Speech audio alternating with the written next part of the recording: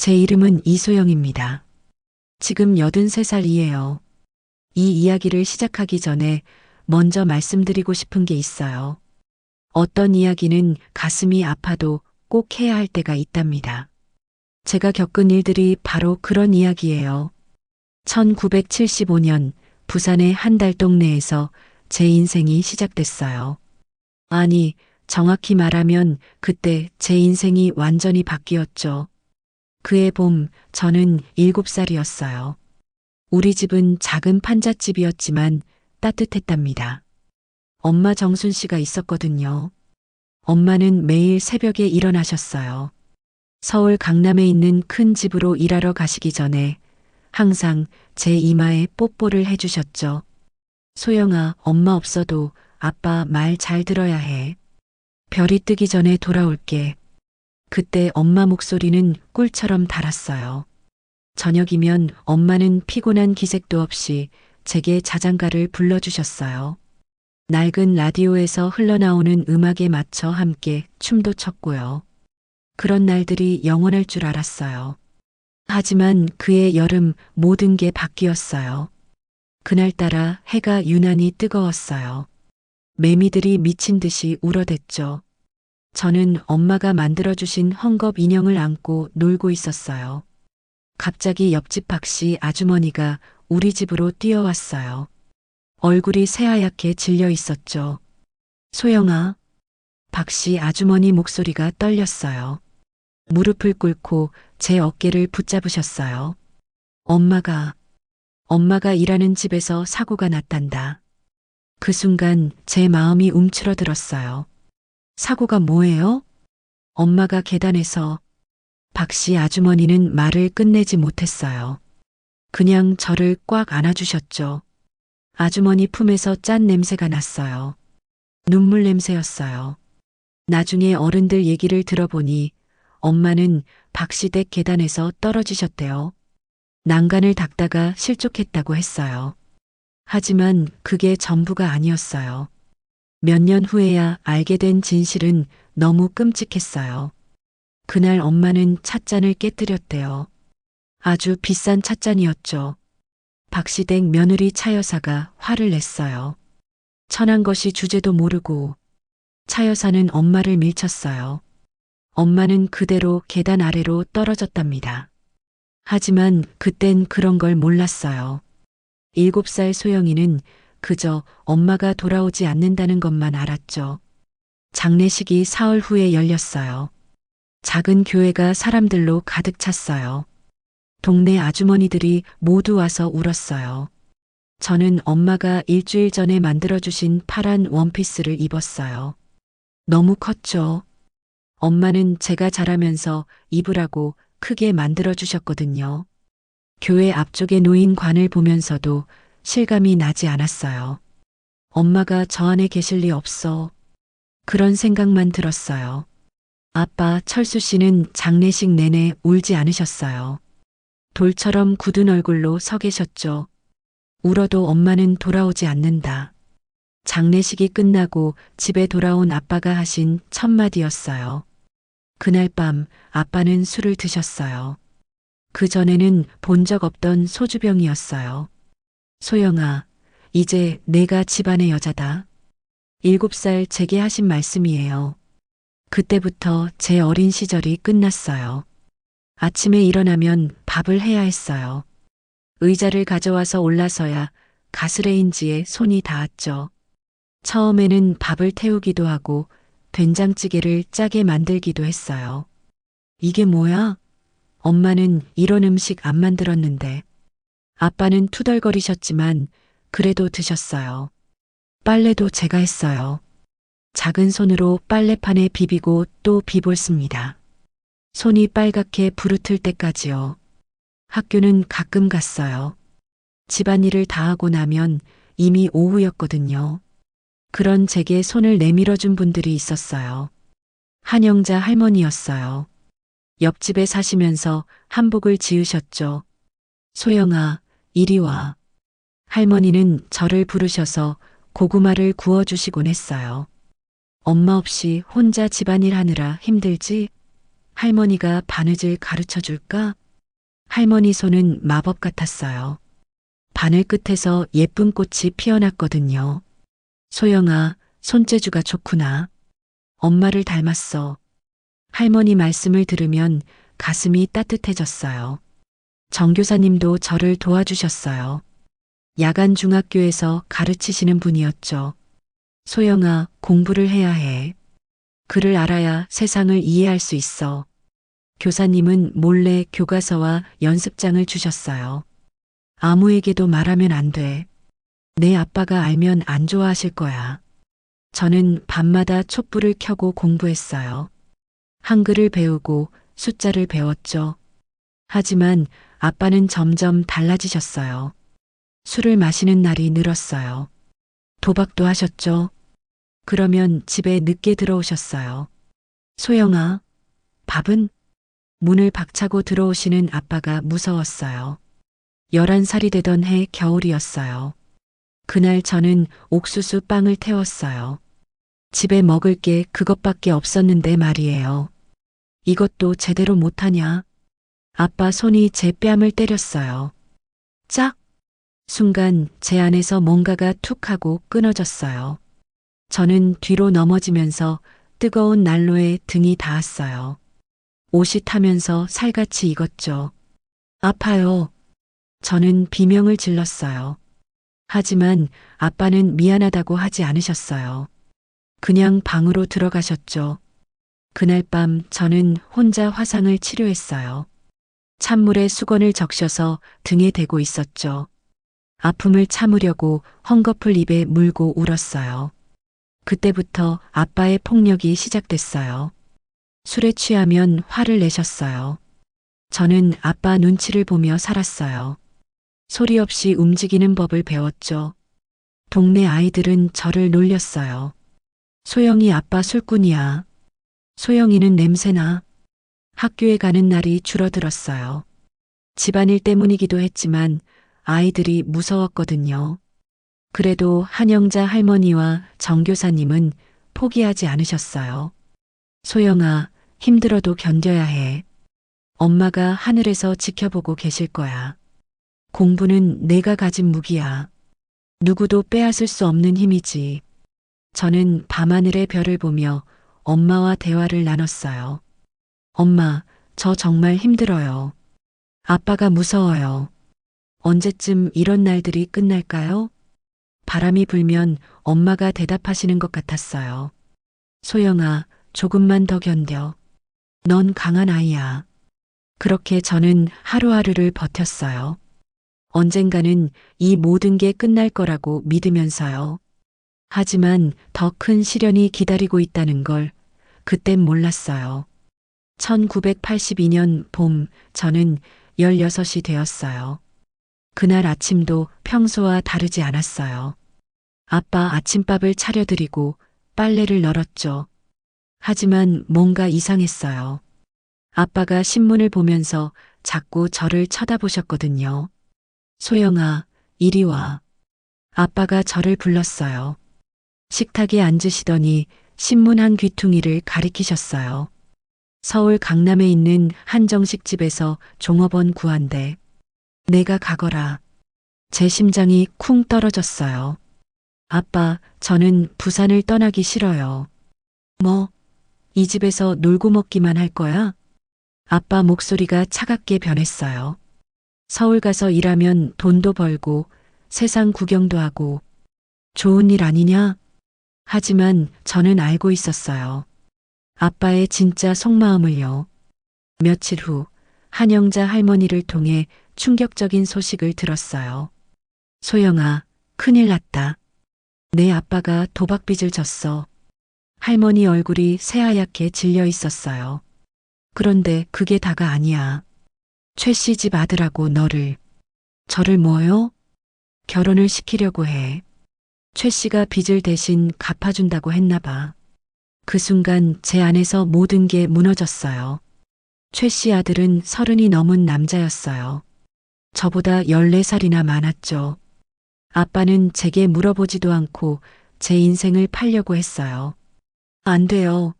절대 안 돼요. 저는 할머니 앞에서 펑펑 울었어요. 할머니, 저 어떻게 해요?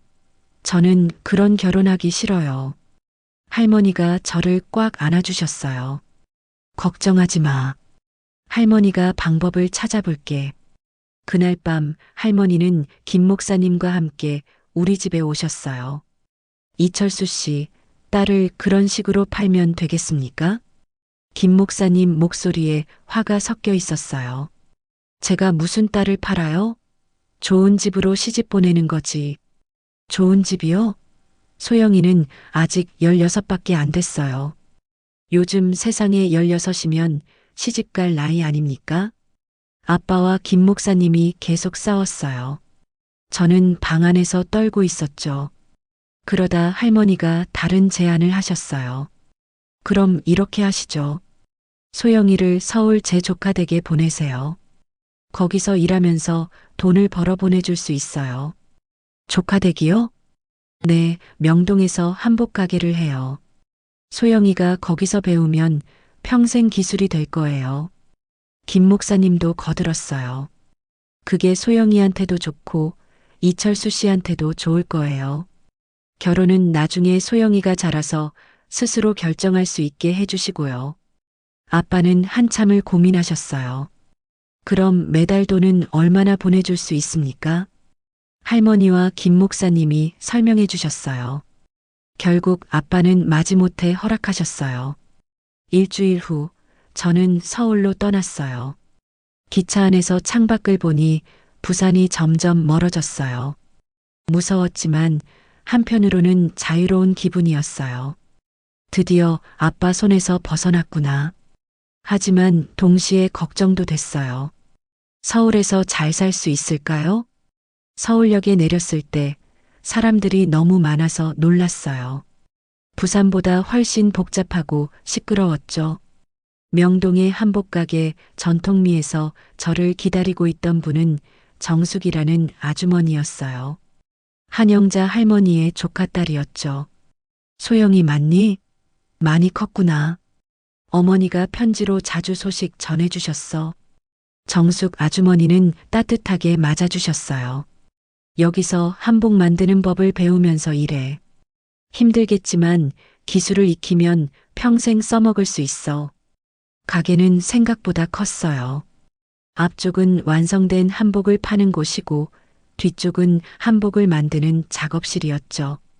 먼저 바느질 기초부터 배워야지. 영자 이모가 내가 손재주가 좋다고 했는데 한번 보자. 정숙 아주머니가 천조각과 바늘을 주셨어요. 저는 한영자 할머니께 배운 대로 바느질을 했어요. 손가락이 기억하고 있었어요. 어머, 정말 잘하네. 이모 말이 맞구나. 아주머니가 놀라셨어요. 그런데 소영아, 학교는 어떻게 할 거니? 학교요? 응, 아직 16이잖아. 공부도 계속해야지. 그때 정교사님이 해주신 말씀이 떠올랐어요. 공부는 내가 가진 무기야. 야간 중학교 다니고 싶어요. 그래, 좋은 생각이야. 낮에는 여기서 일하고 저녁에는 학교 가자. 이렇게 제 새로운 생활이 시작됐어요. 처음 몇 달은 정말 힘들었어요. 새벽 6시에 일어나서 가게 청소를 하고 오전에는 바느질 연습을, 오후에는 손님 응대를 배웠어요. 손가락이 바늘에 찔려서 피가 나기도 하고 실수로 비싼 천을 망쳐서 혼나기도 했어요. 괜찮아. 실수하면서 배우는 거야. 정숙 아주머니는 화를 내지 않으셨어요. 대신 더 꼼꼼하게 가르쳐 주셨죠. 저녁에는 근처 야간 중학교에 다녔어요. 어른들과 함께 공부하는 게 처음엔 어색했어요. 하지만 거기서 민호를 만났어요. 민호는 저보다 2살 많은 소년이었어요. 아버지가 목수여서 그도 목수일을 배우고 있었죠. 안녕하세요. 저는 박민호예요. 첫 만남에서 민호는 정중하게 인사했어요. 눈이 참 맑았어요. 저는 이소영이에요. 한복가게에서 일한다고 들었는데 대단하네요. 저는 손재주가 없어서. 민호는 수줍게 웃었어요. 그 웃음이 따뜻했어요. 점차 민호와 가까워졌어요. 학교가 끝나면 함께 집까지 걸어가곤 했죠. 소영 씨는 꿈이 뭐예요? 어느 날 민호가 물어봤어요. 꿈이요? 잘 모르겠어요. 그냥 행복하게 사는 게 꿈인 것 같아요. 저는 멋진 집을 지어보고 싶어요. 가난한 사람들도 살 수 있는 따뜻한 집을요. 민호의 꿈을 들으니 가슴이 뛰었어요. 몇 달 후, 저는 한복 만들기에 재능을 보이기 시작했어요. 소영아, 넌 정말 특별해. 전통 바느질뿐만 아니라 새로운 디자인도 생각해내고 정숙 아주머니가 칭찬해 주셨어요. 저는 옛날 한복에 현대적인 색깔을 더하거나 젊은 사람들이 좋아할 만한 모양을 만들었어요. 이런 한복이면 젊은 사람들도 많이 입을 것 같아요. 그래, 시대가 변하고 있으니까 한복도 변해야지. 가게에 찾아오는 손님들 중에는 부유한 강남 사람들도 많았어요. 비싼 차를 타고 와서 값비싼 한복을 주문했죠. 처음에는 그런 분들이 무서웠어요. 어린 시절 엄마를 괴롭힌 사람들이 생각났거든요. 하지만 점점 달라졌어요. 저도 당당해졌거든요. 실례합니다. 이 한복 디자인은 누가 한 건가요? 어느 날 한 아주머니가 물어봤어요.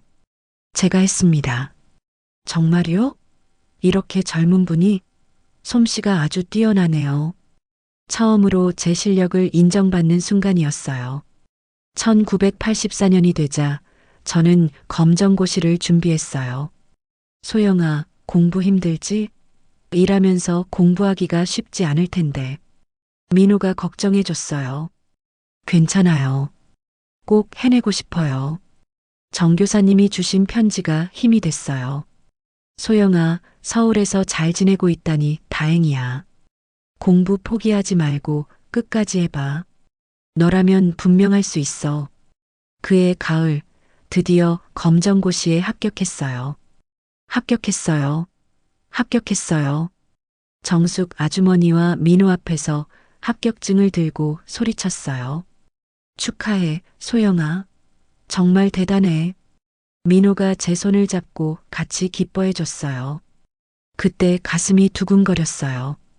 그날 밤 저는 부산에 있는 한영자 할머니께 편지를 썼어요. 할머니, 저 검정고시에 합격했어요. 할머니가 없었다면 불가능했을 거예요. 정말 감사해요. 할머니의 답장이 왔어요. 소영아, 너무 기특하구나. 내 엄마가 하늘에서 얼마나 기뻐하실까. 할머니도 정말 자랑스럽다. 그 편지를 읽으며 눈물이 났어요. 기쁜 눈물이었어요. 1985년 저는 이제 완전히 다른 사람이 됐어요. 한복 기술도 늘었고 공부도 했어요. 무엇보다 자신감이 생겼어요. 소영 씨, 저 할 말이 있어요. 어느 날 민호가 진지한 표정으로 말했어요. 뭔데요? 저 소영 씨를 좋아해요. 정말 많이요. 민호 얼굴이 빨갛게 달아올랐어요. 제 마음도 두근거렸어요. 사실 저도 민호를 좋아하고 있었거든요. 저도 민호 씨가 좋아요. 그렇게 우리는 연인이 됐어요. 하지만 세상은 빠르게 변하고 있었어요. 1980년대 후반 텔레비전에서 학생들이 시위하는 모습이 자주 나왔어요. 민주화를 요구하는 목소리가 높아지고 있었죠. 소영 씨, 세상이 많이 변하고 있어요. 맞아요. 우리가 어렸을 때와는 완전히 달라요. 민호와 저는 이런 이야기를 자주 했어요. 그때는 몰랐어요. 곧 저도 그 변화의 물결에 휩쓸리게 될 거라는 걸요. 서울에서의 삶은 저를 완전히 바꿔놓았어요. 더 이상 아버지의 폭력에 떨며 살지 않아도 됐어요. 저는 제 힘으로 살아가고 있었어요. 하지만 더 큰 세상이 저를 기다리고 있었어요. 1987년 6월 서울 거리가 뜨거웠어요. 학생들이 거리로 나와서 독재 타도를 외쳤어요. 민주화를 요구하는 목소리가 하늘을 찔렀죠. 저는 한복가게 창문으로 그 모습을 바라봤어요. 가슴이 두근거렸어요. 소영아, 창문 닫아. 위험해. 정숙 아주머니가 걱정하셨어요. 하지만 저는 눈을 뗄 수가 없었어요. 제 또래 젊은이들이 정의를 위해 싸우는 모습이 눈부셨거든요. 그때는 몰랐어요. 곧 저도 그 싸움에 뛰어들게 될 거라는 걸요. 몇 달 후 제 인생을 바꿀 일이 생겼어요. 소영아, 미안한데 부탁이 하나 있어. 정숙 아주머니가 조심스럽게 말씀하셨어요. 뭔데요, 아주머니? 우리 단골 손님이 봉제 공장을 하는데 거기서 일할 사람을 찾고 있어. 한복보다 일반 옷을 만드는 거야. 저는 고개를 갸우뚱했어요. 저는 여기서 일하는 게 좋은데요.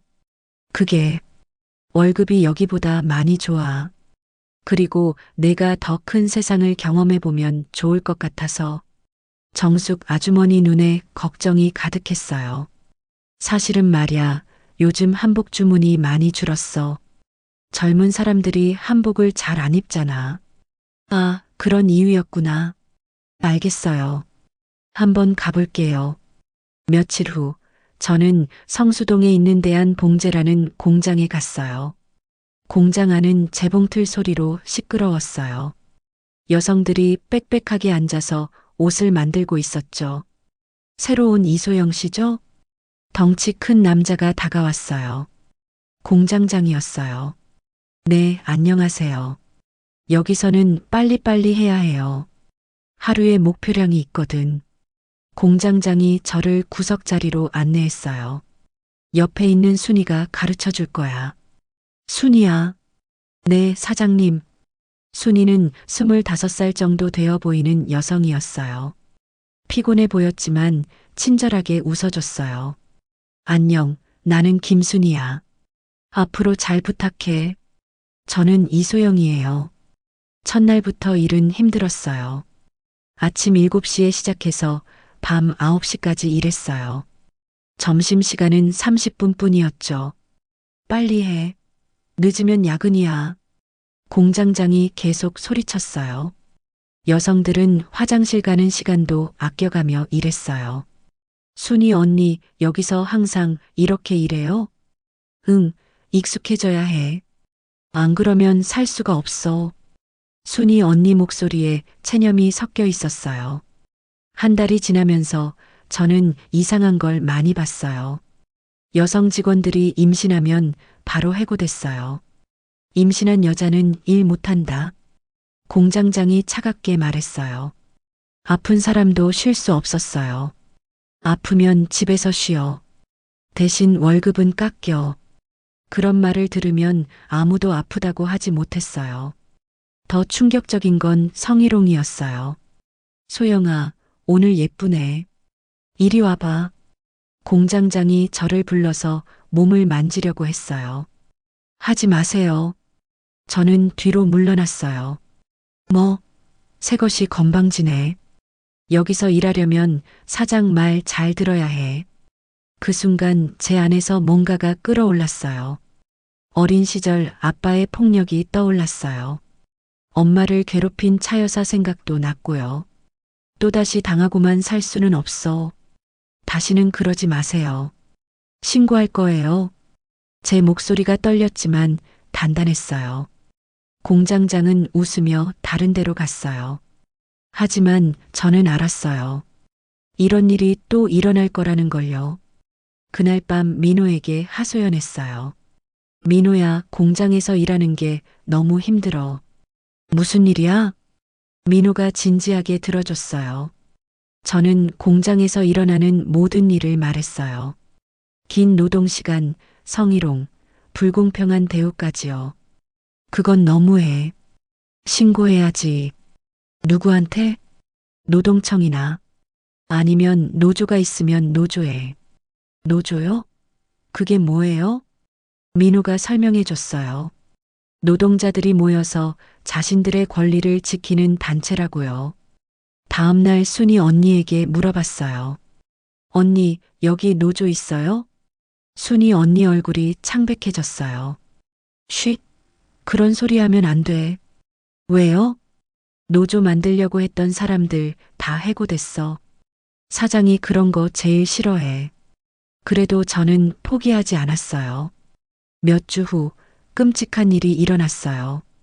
순이 언니가 재봉틀에 손가락을 다쳤어요. 아, 비명소리가 공장에 울렸어요. 피가 흘러나왔어요. 손가락 끝이 거의 잘릴 뻔했죠. 병원에 가야 해요. 제가 소리쳤어요. 하지만 공장장은 딴청을 피웠어요. 그까짓 상처 뭐 어때? 반창고 붙이면 돼. 반창고요? 이게 반창고로 해결될 상처예요? 시끄러워. 병원비는 내가 내라고. 그 순간 저는 참을 수 없었어요. 이건 산업재해예요. 회사에서 책임져야 해요. 뭐라고? 너 같은 것이 뭘 안다고? 공장장이 저에게 다가왔어요. 무서웠지만 물러서지 않았어요. 법으로 정해진 거예요. 제가 찾아봤어요. 사실 민호에게 들은 얘기였어요. 그날 밤 집에 돌아와서 울었어요. 이런 식으로는 안 되겠어. 뭔가를 해야 해. 주말에 민호와 만났어요. 민호야, 노조를 만들고 싶어? 정말? 위험할 텐데. 위험해도 해야 해. 순이 언니 같은 일이 또 생기면 어떡해? 민호가 제 손을 잡았어요. 그럼 내가 도와줄게. 어떻게 하는지 알아보자. 며칠 후 저는 비밀리에 동료들을 만나기 시작했어요. 언니들, 우리 권리를 지켜야 해요. 처음에는 모두 무서워했어요. 소영아, 그런 일 하면 우리 다 해고돼. 해고되는 게 무서워서 이런 대우 받으면서 살 거예요? 저는 끈질기게 설득했어요. 우리가 단결하면 사장도 함부로 못해요. 마침내 5명이 동의해줬어요. 순이 언니도 포함해서요. 우리는 새벽회라는 이름을 만들었어요. 새벽처럼 희망을 가져다주는 모임이라는 뜻이었어요. 첫 모임에서 우리는 약속했어요. 서로를 보호하자. 혼자가 아니라 함께라는 걸 잊지 말자. 성희롱 당하면 바로 알리자. 혼자 참지 말고. 산업재해가 생기면 함께 대응하자. 작은 시작이었지만 희망이 생겼어요.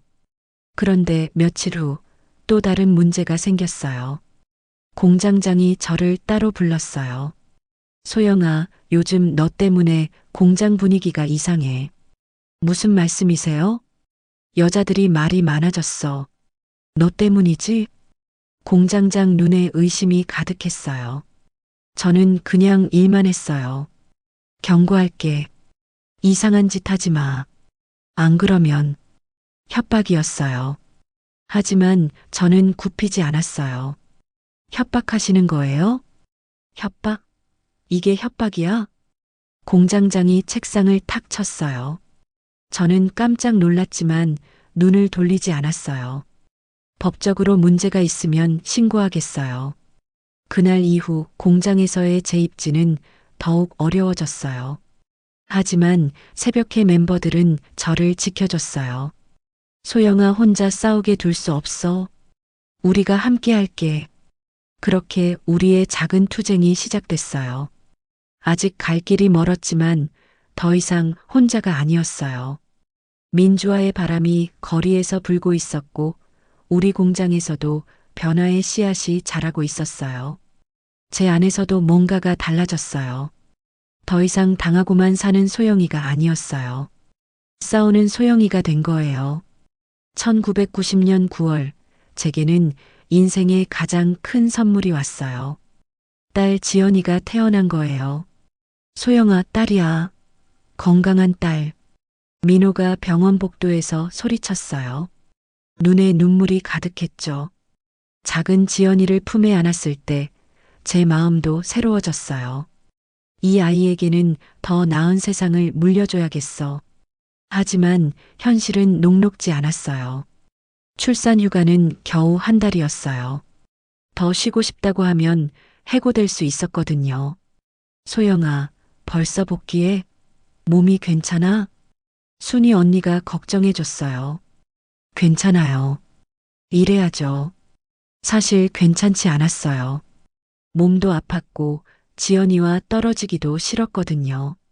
하지만 생활을 위해서는 일해야 했어요. 더 큰 문제는 육아였어요. 소영아, 아기 때문에 일에 집중 못하면 곤란해. 공장장이 경고했어요. 최선을 다하겠습니다. 하지만 지연이가 아프면 어떻게 해야 할지 걱정이었어요. 다행히 새벽에 언니들이 도와줬어요. 우리가 돌아가면서 봐줄게. 서로 도우면 되잖아. 정말 고마워요. 그렇게 우리는 더욱 끈끈해졌어요. 1992년 아들 준호도 태어났어요. 이제 아이 둘을 키우면서 일해야 했어요. 정말 힘들었죠. 하지만 포기할 수 없었어요. 아이들을 위해서라도요.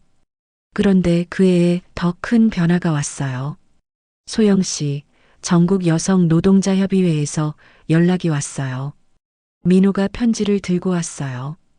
전국 여성 노동자 협의회요?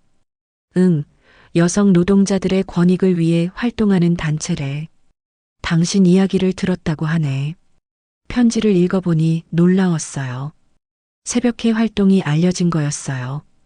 부산 지부를 만들려고 하는데 소영 씨가 도와줄 수 있냐고 묻네. 가슴이 두근거렸어요. 정말요? 이거 큰 기회 같은데. 어떻게 생각해? 저는 고민했어요. 아이들이 어린데 그런 일까지 할 수 있을까요? 하지만 마음속 깊은 곳에서 목소리가 들렸어요. 이게 바로 내가 해야 할 일이야. 일주일 후 서울에서 온 활동가를 만났어요. 소영 씨죠? 저는 전국 여성 노동자협의회 김미경입니다. 김미경 씨는 30살 정도 되어 보이는 똑똑해 보이는 여성이었어요. 소영 씨의 새벽회 활동 소식을 들었어요. 정말 대단하더군요. 아니에요. 그냥 할 수 있는 일을 했을 뿐이에요. 그게 쉬운 일이 아니죠. 부산에도 소영 씨 같은 분이 필요해요. 김미경 씨가 설명해 줬어요. 전국 곳곳에서 여성 노동자들이 차별받고 있다고요. 하지만 혼자서는 싸울 수 없으니까 함께 뭉쳐야 한다고요. 소영 씨가 부산 지부장을 맡아주시면 어떨까요? 저요? 지부장을요? 네, 현장 경험도 있으시고 사람들을 모으는 능력도 뛰어나시잖아요. 제 안에서 뭔가가 끌어올랐어요. 드디어 더 큰 무대에서 일할 수 있겠구나. 해보겠습니다. 그렇게 저는 전국 여성 노동자협의회 부산 지부장이 됐어요. 처음에는 막막했어요. 부산에 있는 여성 노동자들을 어떻게 찾아야 할지, 어떻게 도와야 할지 몰랐거든요. 하지만 하나씩 배워갔어요. 공장을 직접 찾아다니며 여성들을 만났어요. 언니, 혹시 직장에서 차별받은 적 있어요? 처음에는 경계하던 사람들도 점점 마음을 열었어요. 그러면서 끔찍한 이야기들을 많이 들었어요. 성추행 당했는데 신고하면 해고당할까봐 참고 있는 여성들. 임신했다고 해고당한 여성들. 같은 일을 해도 남자보다 적은 월급 받는 여성들. 이런 일이 이렇게 많다니. 제 마음이 아팠어요. 동시에 화도 났죠. 우리가 뭉쳐서 싸워야 해요. 혼자서는 이길 수 없어요. 점점 더 많은 여성들이 모였어요. 1993년 어느 날 큰 기회가 왔어요. 소영 씨, 국정감사에서 증언해달라는 요청이 왔어요. 김미경 씨가 전화로 말했어요. 국정감사요? 네, 국회에서 여성 노동자 실태를 조사하는데 현장 증언이 필요하대요. 국회에서 제가 증언을요? 순간 마음이 움츠러들었어요. 제가 할 수 있을까요? 소영 씨가 아니면 누가 해요? 현장을 가장 잘 아는 분이잖아요. 며칠 후 저는 생전 처음으로 국회에 갔어요. 높은 천장과 엄숙한 분위기에 압도됐어요. 내가 여기서 정말 말할 수 있을까? 하지만 증언대에 섰을 때 갑자기 용기가 솟았어요. 지연이와 준호 얼굴이 떠올랐거든요. 그리고 함께 싸우고 있는 언니들도요. 존경하는 국회의원님들, 저는 이소영입니다. 제 목소리가 마이크를 통해 울렸어요. 저는 17년 동안 여성 노동자로 살아왔습니다. 저는 모든 걸 말했어요. 공장에서 당한 성희롱, 임신한 동료들이 해고당하는 모습, 같은 일을 해도 남자보다 적게 받는 월급. 여성도 인간입니다. 마지막 말이 국회에 울렸어요. 그 순간 방청석에서 박수가 터졌어요. 여성도 존중받을 권리가 있습니다. 제 안에서 엄마의 목소리가 들리는 것 같았어요. 소영아, 잘했어. 엄마가 자랑스럽다. 증언이 끝난 후 기자들이 저를 둘러쌌어요. 이소영 씨, 오늘 증언 어떠셨어요? 두려웠지만 꼭 해야 할 일이었어요. 제가 말하지 않으면 누가 말하겠어요? 그날 저녁 뉴스에 제 모습이 나왔어요. 민호와 아이들이 텔레비전을 보며 환호했어요. 엄마가 텔레비전에 나왔어. 지연이가 신기해했어요. 엄마, 정말 멋있어요. 민호가 저를 꽉 안아줬어요. 당신이 자랑스러워. 하지만 모든 반응이 좋은 건 아니었어요. 보수적인 신문들이 저를 비난했어요. 가정을 돌보지 않고 나서는 여성, 급진적 페미니스트, 그런 기사들을 보면 상처받았어요. 하지만 더 많은 지지도 있었어요. 전국에서 편지가 왔어요. 소영 씨 덕분에 용기가 났어요. 저도 당당하게 살고 싶어요. 그런 편지들이 힘이 됐어요. 그의 말, 큰 성과가 있었어요. 성희롱 처벌법이 강화됐어요. 남녀 고용평등법도 개정됐고요. 소영 씨 덕분이에요. 김미경 씨가 기뻐했어요. 혼자 한 게 아니에요. 모두 함께 한 거죠. 하지만 정말 기뻤어요. 제 증언이 작은 변화라도 만들어낸 거니까요. 그런데 개인적으로는 슬픈 일도 있었어요. 부산에 있는 아버지 철수 씨가 많이 아프셨거든요. 소영아, 아버지 강경화가 많이 진행됐어. 한영자 할머니가 전화로 알려줬어요. 오래 못 버티실 것 같아. 가슴이 복잡했어요. 저를 그렇게 괴롭혔던 아버지였지만 그래도 아버지였거든요. 민호야, 부산에 다녀올게. 그래, 어쨌든 아버지시잖아. 민호가 이해해줬어요. 부산에 도착해서 아버지를 봤을 때 깜짝 놀랐어요. 너무 야위셨거든요. 소영아, 왔구나. 아버지 목소리가 약했어요. 네, 아버지. 미안하다. 내게 너무 못했다. 아버지가 눈물을 흘리셨어요. 그때서야 저도 울었어요. 괜찮아요, 아버지. 다 지나간 일이에요. 너 정말 훌륭하게 자랐구나. 텔레비전에서 봤어. 아버지가 제 손을 잡으셨어요. 내 엄마가 하늘에서 얼마나 기뻐하실까. 며칠 후 아버지가 돌아가셨어요. 장례식에서 저는 눈물을 많이 흘렸어요. 원망도 있었지만 결국 저를 키워주신 분이었거든요. 아버지, 이제 편히 쉬세요. 저는 잘 살 거예요. 그렇게 1995년이 저물어 갔어요. 제 인생은 완전히 달라져 있었어요. 더 이상 두려워하지 않는 소영이가 되었어요. 싸우는 법을 안 소영이가 된 거죠. 1998년 봄, 제게 인생 최대의 영예가 찾아왔어요. 전국 여성 노동자협의회 회장으로 선출된 거예요. 소영 씨, 축하합니다. 김미경 씨가 눈물을 흘리며 축하해 줬어요. 정말요? 제가 회장이요? 아직도 믿기지 않았어요. 달동네에서 자란 가난한 소녀가 전국 단위 단체의 회장이 된 거예요. 하지만 기쁨도 잠시, 큰 시련이 기다리고 있었어요. IMF 경제 위기가 터진 거예요. 소영 씨, 큰일이에요. 여성들이 가장 먼저 해고되고 있어요. 전국에서 걱정스러운 소식들이 들려왔어요. 남자가 가장이니까 남자를 먼저 챙겨야 한다. 그런 말들이 당연한 듯 나돌았어요. 제 가슴에 불이 났어요. 절대 안 돼요. 여성도 똑같이 일할 권리가 있어요. 저는 전국을 돌아다녔어요. 해고당한 여성들을 만나고 위로하고 함께 싸울 방법을 찾았어요. 언니, 우리 포기하면 안 돼요. 함께 이겨내요. 소영 회장님이 있어서 든든해요. 그런 말을 들을 때마다 더 열심히 해야겠다고 생각했어요.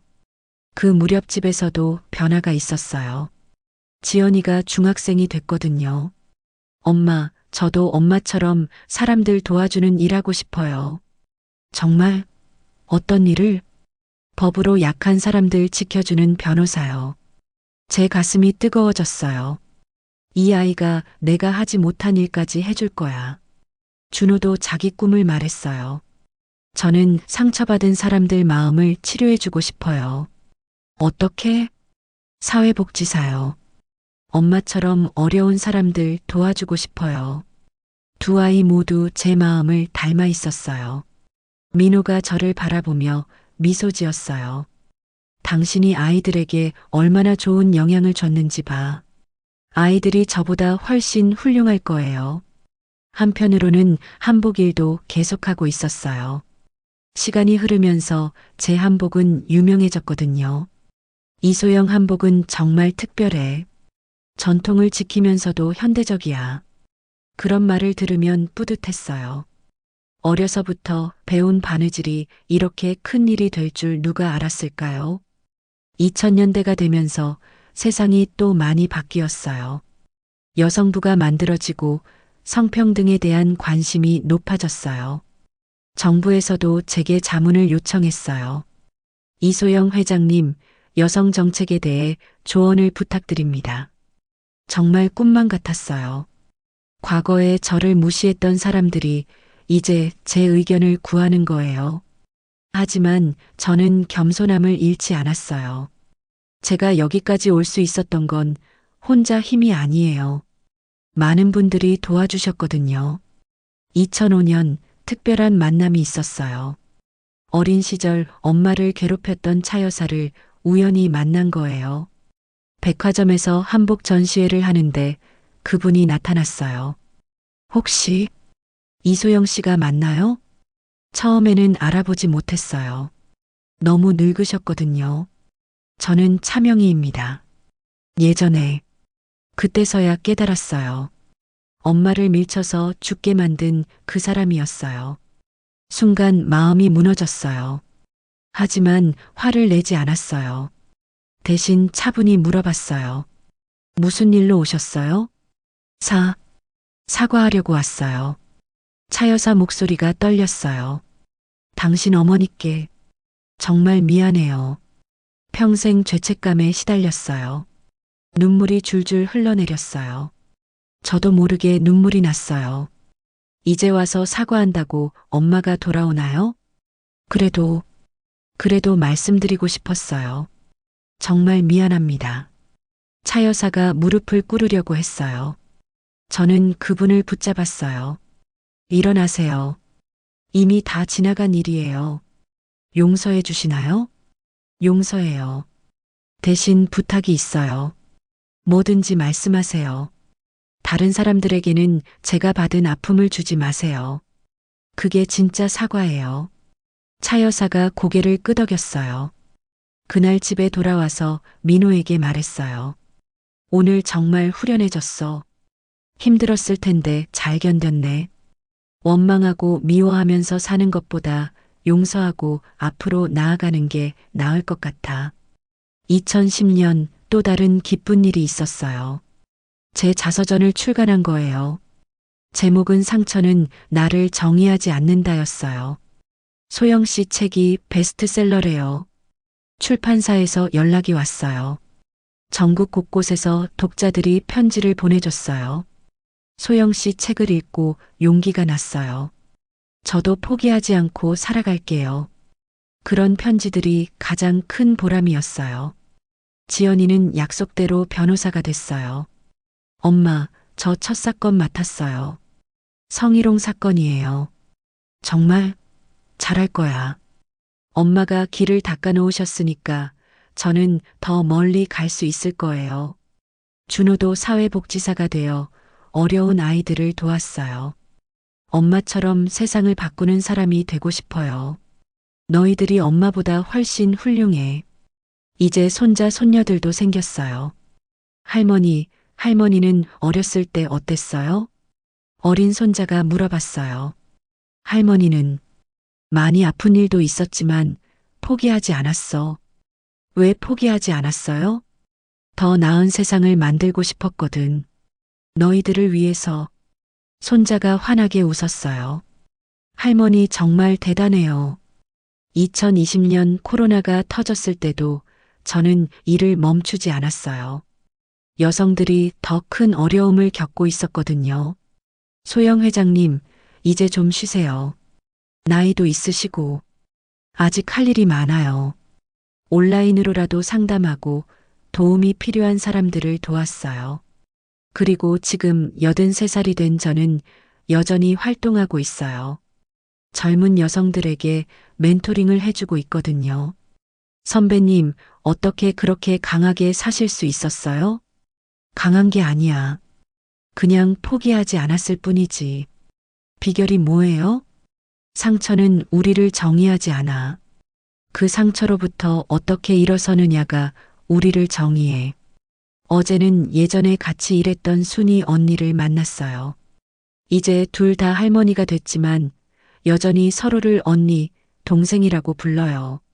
소영아, 우리 정말 많은 일을 해냈네. 맞아요, 언니. 그때 포기하지 않길 잘했어요. 내 덕분이야. 내가 용기를 줘서 여기까지 올 수 있었어. 이제 거울을 보면 주름진 얼굴이 보여요. 하지만 이 주름 하나하나가 제 인생의 이야기예요. 아픔의 흔적이기도 하지만 동시에 승리의 기록이기도 하죠. 어떤 기자가 물어봤어요.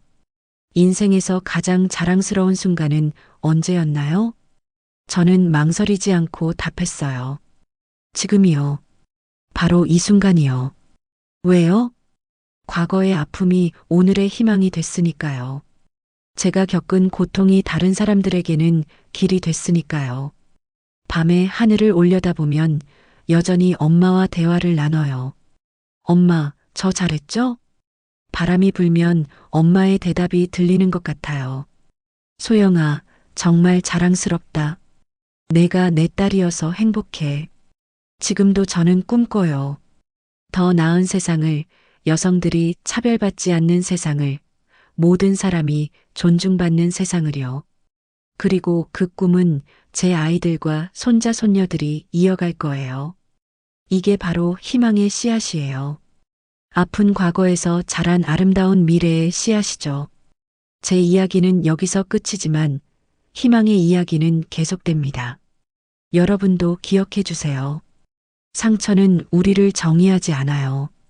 우리가 그 상처를 어떻게 극복하느냐가 우리를 정의하는 거예요. 여러분, 오늘 이야기 잘 들으셨나요? 그녀의 삶을 응원한다면 구독과 좋아요를 꼭 눌러주세요. 여러분의 응원이 영상 제작에 많은 도움이 됩니다. 감사합니다.